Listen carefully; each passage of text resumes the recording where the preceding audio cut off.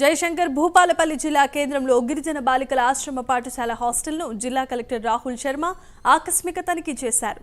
విద్యార్థులకు అందిస్తున్న ఆహారం గురించి హాస్టల్ ప్రిన్సిపల్ను అడిగి తెలుసుకొని ఆహార సామాగ్రిని పరిశీలించారు. విద్యార్థులకు నాణ్యమైన ఆహారాన్ని అందించాలని, హాస్టల్లో అన్ని వసతులు కల్పించాలని కలెక్టర్ కోరారు.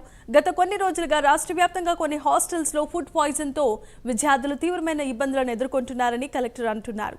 అలాంటి సంఘటనలు ఇక్కడ జరగకుండా తగు చర్యలు తీసుకోవాల్సిందిగా హాస్టల్ వార్డెన్ సిబ్బందికి కలెక్టర్ సూచించారు.